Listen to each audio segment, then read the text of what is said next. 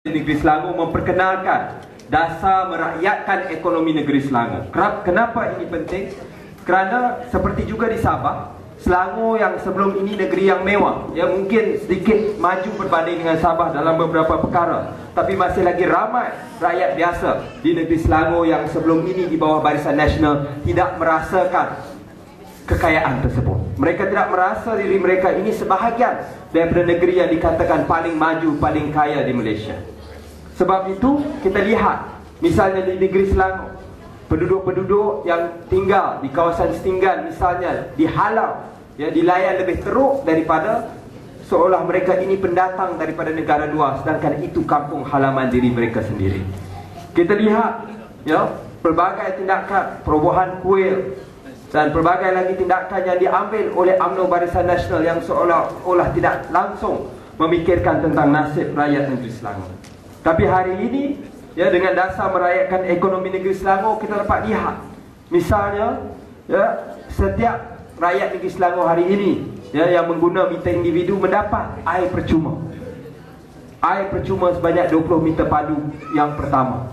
Ya, kalau misalnya saya di rumah saya cuma dengan isteri saya tak pernah bayar bil air, dan ini dinikmati oleh begitu ramai lagi, ya, rakyat-rakyat negeri Selangor yang dapat merasakan nikmat ini. Kosnya kepada kerajaan negeri adalah sebanyak 120 juta ringgit setahun. Ya, bezanya di bawah kerajaan Pakatan Rakyat, setiap rakyat dapat merasai nikmat daripada 120 juta ringgit setahun ini. Mereka dapat bil air 20 meter padu percuma, kira-kira 11-12 ringgit yang pertama itu percuma, tidak payah dibayar, ditanggung oleh kerajaan negeri. Setiap warga emas 60 tahun ke atas yang meninggal dunia di negeri Selangor, ya, apabila mereka meninggal dunia, waris mereka menerima 2,500 ringgit. Anak-anak yang baru lahir ada tabungan sebanyak 100 ringgit yang boleh mereka keluarkan apabila mereka 18 tahun kelak, minimum 1,500 ringgit. Ini antara lain beberapa dasar-dasar. Anak masuk universiti bagi keluarga yang berpendapatan rendah juga, kita bantu, kita bagi wang sagu hati sebanyak 1,000 ringgit. Jadi dengan ini, tuan-tuan dan puan-puan, kekayaan negeri Selangor ini barulah dapat dirasai oleh setiap rakyat di negeri Selangor yang ada. Kita lihat bagaimana sekolah-sekolah Cina, sekolah Tamil, sekolah agama rakyat, semuanya mendapat bantuan peruntukan sebanyak 16 juta ringgit yang disalurkan, ya, untuk sekolah-sekolah ini. Ini tidak pernah berlaku zaman Barisan Nasional. Kalau zaman Barisan Nasional dulu, sekolah agama rakyat mereka tarik bantuan per kapita, tapi di bawah Pakatan Rakyat kita kembalikan bersama dengan sekolah Cina dan sekolah Tamil. Jadi ini dalam tempoh baru 2 tahun kita memerintah, kita dapat memperkenalkan dasar-dasar ini. UMNO Barisan Nasional begitu bising. Sebab apa? Sebab mereka merasakan perkara ini mereka tak dapat bayangkan. Mereka tak pernah bayangkan nak kongsi 120 juta ringgit dengan rakyat biasa. Sebab apa yang mereka buat kalau di negeri Selangor kita ada seperti PKFZ, ya, Port Klang Free Zone, yang mana akhirnya kos kepada rakyat akibat corruption ini bernilai sehingga 12 bilion ringgit. Barisan Nasional dia ambil dan dia curi duit rakyat. Pakatan Rakyat kita pulangkan wang ini kembali pada rakyat. Itu beza Pakatan Rakyat, tuan-tuan dan puan-puan. Sebab itu saya kata kita dapat buat perkara ini. Sekiranya kita memerintah di negeri Sabah, ya, kita ada dasar-dasar yang telah disebut tadi, bagaimana hendak memberi royalti minyak sebanyak 20%, hendak membawa pelbagai lagi, ya, dasar-dasar yang kita janjikan. Misalnya kita ada juga menganjurkan pendapatan minimum untuk setiap keluarga. Selepas 5 tahun kita memerintah, pendapatan minimum setiap isi rumah kita mahukan RM4,000. Ini dapat dibuat kerana kita ada rekod, ya, dari kerajaan negeri yang kita kawal. Di 4 buah negeri yang masih ada dalam tangan Pakatan Rakyat, kita telah tunjukkan dasar-dasar ini dapat kita laksanakan. Ya, dan masalah sama yang dihadapi oleh masyarakat di negeri Sabah ini, ya, bagaimana masalah royalti minyak, ya, sekurang-kurangnya Sabah dapat royalti. Kalau negeri Kelantan yang patut dapat royalti 1 sen pun mereka tidak terima, ya. Kita dapat lihat bagaimana peminggiran negeri Sabah dan sebagainya. Ini masalah bersama yang kita hadapi. Negeri Selangor juga, tuan-tuan dan puan-puan, kita bagi cukai kepada kerajaan persekutuan 16 bilion ringgit setiap tahun. Tapi kerajaan persekutuan bagi peruntukan beberapa ratus juta ringgit sahaja. Ya, tetapi dengan segala tekanan dan kekangan yang ada, kita dah dapat buat pelbagai dasar pembaharuan. Ya, jadi jika tuan-tuan dan puan-puan memberi undi anda bukan hanya kepada kerajaan negeri untuk kita tukar bawah Pakatan Rakyat, malah kita sampai ke Putrajaya, tuan-tuan dan puan-puan, pelbagai pembaharuan dapat kita laksanakan. Bayangkan sekiranya Sabah dapat 20% royalti tersebut, pelbagai ya, wang duit kebajikan, pembangunan dan pelbagai lagi dasar-dasar yang dapat membantu rakyat dapat dilaksanakan. Sebab keadaan hari ini, keadaan ekonomi yang ada di peringkat Malaysia ini begitu dahsyat. Kalau ikut statistik yang diberikan oleh Barisan Nasional, semuanya cantik belaka. Tapi rakyat biasa yang pergi ke pasar tiap-tiap hari, yang membanting tulang untuk mendapat senafkah kecil untuk keluarga mereka, mereka tahu apakah realiti di bawah.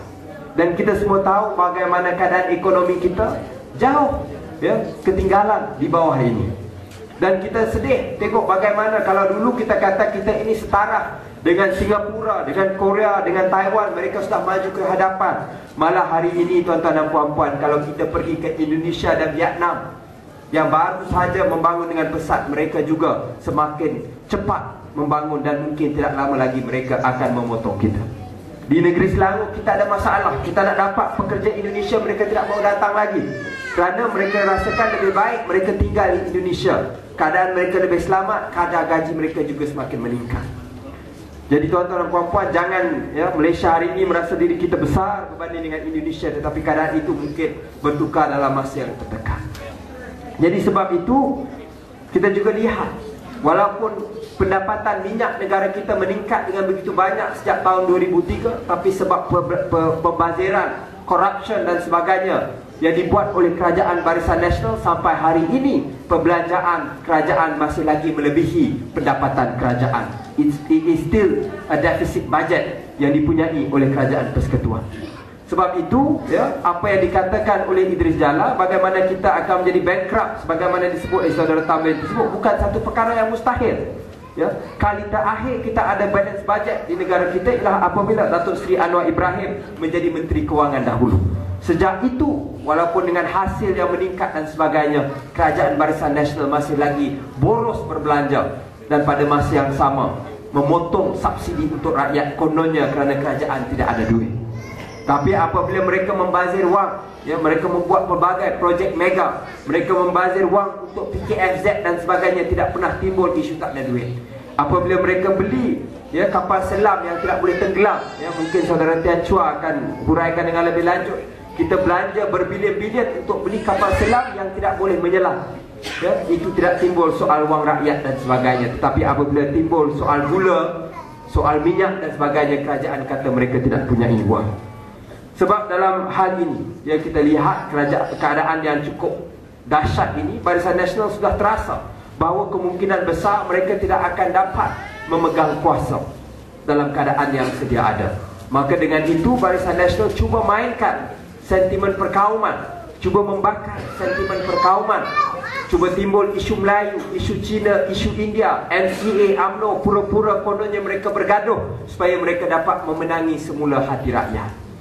Tapi mereka lupa rakyat sudah jauh bergerak di hadapan mereka.